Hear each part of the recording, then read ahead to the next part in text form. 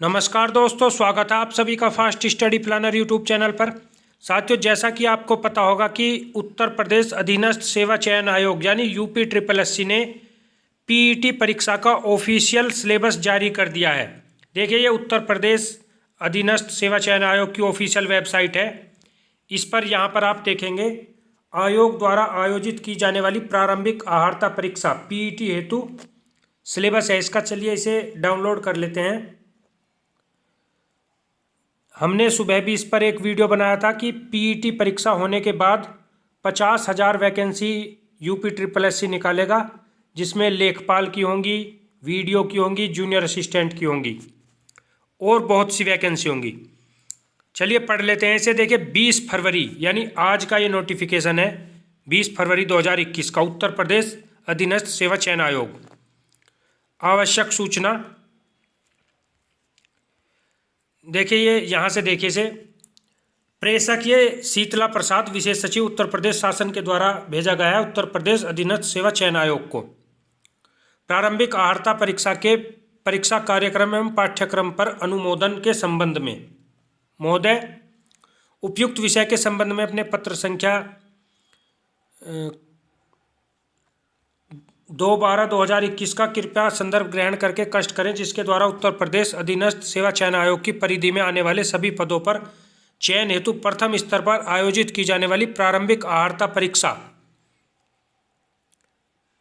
Preliminary eligibility test यानी PET के लिए परीक्षा कार्यक्रम एवं पाठ्यक्रम का अनुमोदन प्रदान किए जाने का प्रस्ताव उपलब्ध कराया गया है। देखिए, इसका सिलेबस देख लेते हैं। ये आपकी जो परीक्षा होगी पीईटी की 2 घंटे की होगी और प्रश्न इसमें 100 होंगे और पूर्णांक भी 100 होगा। ये इसका सिलेबस है। मैं आपको सिलेबस बताने से पहले ये बता देता हूँ कि इस परीक्षा में इसका जो स्तर होगा वो 12th लेवल का होगा, सीबीएसई का 12th लेवल का, एनसीईआरटी का। और परीक्षा का प्रकार वस्तुनिष्ठ प्रकार की प्रकृति होगी, ऑब्जेक्टिव टाइप। 1/4 की इसमें नेगेटिव मार्क है। प्रत्येक गलत उत्तर हेतु 1/4 अंक की कटौती की जाएगी। चलिए अब सिलेबस पर बात करते हैं कि इसका सिलेबस क्या है। हम अपनी सुबह की वीडियो में भी बता चुके हैं इसका सिलेबस। देखिए, टोटल 100 क्वेश्चन होंगे, 5 क्वेश्चन होंगे हिस्ट्री से। आपको इसका सिलेबस जानते जानते पता लग जाएगा कि इसमें जीएस का कितना अधिक रोल है। 5 क्वेश्चन इसमें भारतीय इतिहास से हैं। सिलेबस को हम पहले बाद में देखेंगे। देखिए, इसके बाद भारतीय राष्ट्रीय आंदोलन से 5 क्वेश्चन है। भूगोल से 5 क्वेश्चन है और भारतीय अर्थव्यवस्था 5 नंबर की आएगी इसमें। इसके अलावा भारतीय संविधान एवं लोक प्रशासन 5 नंबर का। सामान्य विज्ञान में आप जानते हैं फिजिक्स, केमिस्ट्री और बायोलॉजी होती है, तो विज्ञान के भी इसमें 5 प्रश्न आएंगे पीईटी परीक्षा में। इसके बाद प्रारंभिक अंक गणित। ये देखिए, एक अच्छी बात हो सकती है उन बच्चों के लिए जो गणित में थोड़े कमज़ोर हैं। गणित के सिर्फ और सिर्फ 5 प्रश्न आएंगे इसमें पीईटी परीक्षा में। सामान्य हिंदी के 5 प्रश्न आएंगे। इसके अलावा सामान्य अंग्रेजी यानी इंग्लिश के 5 प्रश्न और रीजनिंग के भी 5 प्रश्न। समसामयिकी यानी करंट अफेयर इसमें 10 नंबर का आएगा और सामान्य जागरूकता यानी जनरल अवेयरनेस भी 10 नंबर आएगा। 10 नंबर ये सामान्य जागरूकता, ये जीएस ही है दोनों। इन दोनों को भी आप जीएस का पार्ट समझिए। ये करंट अफेयर है और ये स्टैटिक जीके है। देखिए, भारत के पड़ोसी देश, ये सब मैं आपको बताने वाला हूँ अभी। फिर 10 नंबर का अपठित हिंदी गद्यांश का विवेचन एवं विश्लेषण, 2 गद्यांश आएंगे। आपने देखा होगा कि पैराग्राफ आता है और उसी में से हमें प्रश्न पैराग्राफ में पढ़कर उसके प्रश्नों के उत्तर देने होते हैं। ये वो है अपठित गद्यांश। 10 नंबर का ये आएगा। ग्राफ की व्याख्या एवं विश्लेषण 2 नंबर का, 2 ग्राफ आएंगे 10 नंबर का। इसके अलावा तालिका की व्याख्या एवं विश्लेषण 2 तालिका है, 10 नंबर। देखिए, यदि मैं बात करूं तो इस सिलेबस का सबसे आसान पार्ट ये दोनों ही हैं। इन्हें आप गणित या रीजनिंग मत समझिए, बहुत आसान है ये। आपने अपनी 10th लेवल में पढ़े होंगे, ग्राफ और तालिका बहुत आसान होते हैं ये। चलिए अब हम सिलेबस पर बात करते हैं डिटेल से। इसमें ये अच्छी बात है कि इन्होंने बताया हुआ है कि जैसे भारतीय इतिहास है, 5 प्रश्न आएंगे, तो इन्होंने टॉपिक बताए हैं सिंधु घाटी की सभ्यता, वैदिक संस्कृति, बौद्ध धर्म, जैन धर्म, मौर्य वंश, सम्राट अशोक, गुप्त वंश में समुद्रगुप्त, चंद्रगुप्त द्वितीय, हर्षवर्धन और राजपूत काल। इसके अलावा सल्तनत काल, मुगल साम्राज्य, मराठा, ब्रिटिश राज्य का अभ्युदय एवं प्रथम स्वतंत्रता संग्राम और ब्रिटिश राज का सामाजिक आर्थिक प्रभाव। ये उतना डीप में आपको हिस्ट्री नहीं पढ़नी है, 1 लाइनर से आपका काम चलेगा इसमें, क्योंकि ये लोक सेवा आयोग की परीक्षा नहीं है, उत्तर प्रदेश अधीनस्थ सेवा चयन आयोग की परीक्षा है। इसके अलावा भारतीय राष्ट्रीय आंदोलन से 5 प्रश्न आएंगे। देखिए, स्वाधीनता आंदोलन के प्रारंभिक वर्ष, स्वदेशी एवं सवैन्यावज्ञा आंदोलन, महात्मा गांधी तथा अन्य नेताओं की भूमिका, क्रांतिकारी आंदोलन तथा उग्र राष्ट्रवाद का उदय, विधायी संशोधन तथा ब्रिटिश इंडिया एक्ट 1935, भारत छोड़ो आंदोलन, आज़ाद हिंद फौज तथा नेताजी सुभाष चंद्र बोस। इसके अलावा भूगोल, भूगोल में देखिए भारत एवं विश्व का भौतिक भूगोल, नदियाँ तथा नदियों की घाटी, भूजल संसाधन, पर्वत पहाड़ियाँ तथा हिमनद, मरुस्थल और शुष्क क्षेत्र, वन, खनिज संसाधन, भारत एवं विश्व का राजनीतिक भूगोल, जलवायु तथा मौसम, टाइम जोन, जनसांख्यिकी परिवर्तन तथा प्रवास।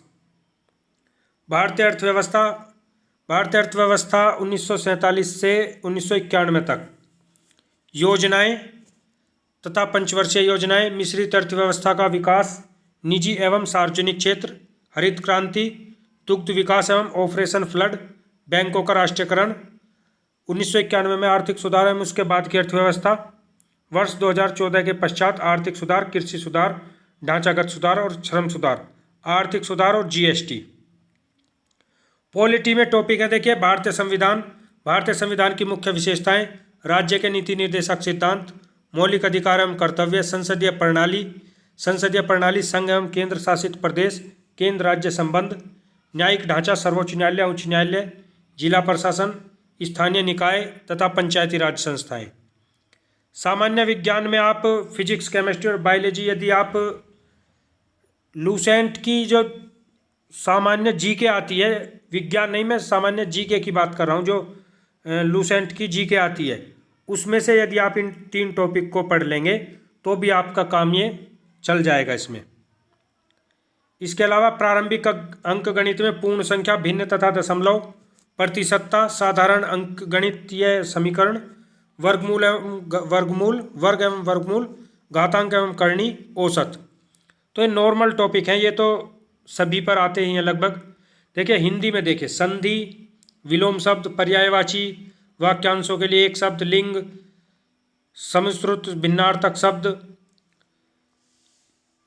मुहावरे, लोकोक्तियाँ, सामान्य अशुद्धियाँ, लेखक एवं रचनाएं, गद्य एवं पद दोनों की। सामान्य अंग्रेजी में अंग्रेजी व्याकरण और अपठित गद्यांश पर आधारित प्रश्न। देखिए इसमें अच्छी बात यह है हिंदी भाषी छात्रों के लिए कि जैसे कि इंग्लिश में ये विलोम शब्द हैं, पर्यायवाची हैं, ये सब इंग्लिश हिंदी में आ रहे हैं, उस प्रकार इंग्लिश में इसमें वोकैब नहीं आएगी, यानी antonym, सिनोनियम, one word, idiom phrase, ये सब नहीं पूछे जाएंगे। आपको ग्रामर में आपको सभी टॉपिक आपने 10वीं तक पढ़ा है, एक्टिव, पैसिव है, डायरेक्ट, इनडायरेक्ट है, ये सब पूछे जाएंगे। और एक पैसेज जैसे हिंदी में वो अपठित गद्यांश है, उसी तरह का पैसेज आएगा, उस पर आपको प्रश्नों के उत्तर देने हैं। रीजनिंग में देखिए वृहत एवं लघु, क्रम एवं रैंकिंग, संबंध, समूह से भिन्न को अलग करना, कैलेंडर एवं घड़ी, कारण और प्रभाव, कोडिंग डिकोडिंग, निगमनात्मक तर्क, कथन, विश्लेषण एवं निर्णय। करंट अफेयर आपको भारत और वैश्विक दोनों तरह की पढ़नी है। इसके अलावा ये बहुत स्कोरिंग है, ये भी जनरल अवेयरनेस, इसमें भारत के पड़ोसी देश, राजधानी एवं मुद्रा, भारत के राज्य तथा केंद्र शासित प्रदेश, भारतीय संसद, राज्यसभा, लोकसभा, विधानसभा, विधान परिषद, राष्ट्रीय एवं अंतर्राष्ट्रीय दिवस, विश्व संगठन एवं उनके मुख्यालय, भारतीय पर्यटन स्थल, भारत की कला एवं संस्कृति, भारत एवं विश्व के खेल, भारतीय अनुसंधान संगठन, प्रसिद्ध पुस्तकें और लेखक, पुरस्कार एवं विजेता, जलवायु परिवर्तन। इसके अलावा अपठित हिंदी का गद्यांश मैं आपको बता चुका हूँ, 2 गद्यांश आएंगे और उसमें 5-5 प्रश्न होंगे प्रत्येक गद्यांश पर, टोटल 10 क्वेश्चन होंगे इसके। इसके अलावा 2 ग्राफ पूछेगा जिसमें 10 सवाल होंगे, 2 ग्राफ में 5-5 प्रश्न हर ग्राफ से होंगे।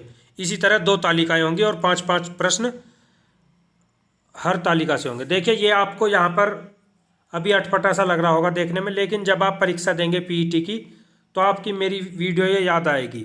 सबसे आसान पोर्शन इसमें यही है, ये 20 नंबर।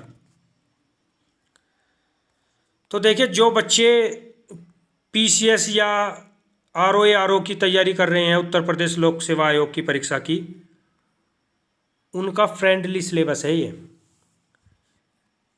वो इस परीक्षा में पीईटी परीक्षा को देंगे, यदि आरओ वाले बच्चे देंगे तो वो इस सिलेबस के लगभग उनका ये सिलेबस पूरा है। ये क्वालिफाइंग है, इसे क्वालिफाइंग करने के बाद ही आप लेखपाल, वीडियो जूनियर असिस्टेंट आदि की परीक्षा दे पाएंगे। यदि आपने ये क्वालिफाई नहीं किया, इतनी इम्पोर्टेंट परीक्षा ये है, तो आप 2021 में किसी भी परीक्षा का ऑनलाइन फॉर्म नहीं भर सकते। जो भी निकलेंगी, लेखपाल की निकले, वीडियो की निकले, जूनियर असिस्टेंट की निकले, सिंचाई विभाग में निकले, या यूपी रोडवेज में निकले, या विद्यालयों में लिपिक की नौकरी निकले, यूनिवर्सिटियों में निकले, जितनी भी वैकेंसी उत्तर प्रदेश अधीनस्थ सेवा चयन आयोग से निकलती हैं, उनका फॉर्म आप तभी अप्लाई कर सकते हैं जब आप पीईटी की परीक्षा पास कर लेंगे। और पीईटी की परीक्षा में 50 नंबर की जीके है, और हिंदी यदि आप पढ़ लेते हैं तो भी आपको इसमें काफ़ी फ़ायदा मिलेगा। इंग्लिश से घबराने की कोई ज़रूरत नहीं है, केवल 5 प्रश्न हैं इंग्लिश के। तो इस परीक्षा को देने का आपको तभी फ़ायदा है यदि आपने CCC का डिप्लोमा कर लिया है। यदि आप इस परीक्षा को पास कर लेते हैं और आपके पास CCC नहीं है, तो भी आप किसी परीक्षा के लिए फॉर्म नहीं भर सकते, क्योंकि यूपी SSS की लगभग सभी परीक्षाओं में CCC मांगा जाता है। तो इसे पास करने का आपको जब तक कोई फ़ायदा नहीं मिलेगा जब तक कि आपके पास CCC नहीं होगा। तो साथियों, CCC कर लीजिए तथा इस सिलेबस के हिसाब से पीईटी परीक्षा की तैयारी कीजिए। और मैं आपको बता रहा हूँ कि यदि आपने पीईटी परीक्षा पास कर ली और इसमें अधिक से अधिक नंबर लाने की सोचिए, क्योंकि हो सकता है कई परीक्षा ऐसी हों जिसमें पीईटी के नंबर के हिसाब से ही सेकंड स्टेज होगा। जैसे कि जूनियर असिस्टेंट आपकी परीक्षा है तो उसमें पीईटी के नंबरों के हिसाब से टाइपिंग को बुला लें, क्या पता वो, अभी आगे का तो हमें पता नहीं, लेकिन पीईटी में आपके अधिक से अधिक नंबर आने चाहिए और CCC का फॉर्म आप अवश्य भर लें। ये मौका यदि आप चूक गए तो यदि केंद्र सरकार वाला CET लागू यूपी में हो गया तो उसमें उसका कुछ अलग सिलेबस होगा, SSC की तरह, इंग्लिश भी उसमें ज़्यादा आएगी। तो ये पहला मौका है, आप इसे हाथ से ना जाने दें। और यदि वीडियो आपको पसंद आई हो तो हमारे चैनल फास्ट स्टडी प्लानर को लाइक, शेयर और सब्सक्राइब करें। धन्यवाद दोस्तों।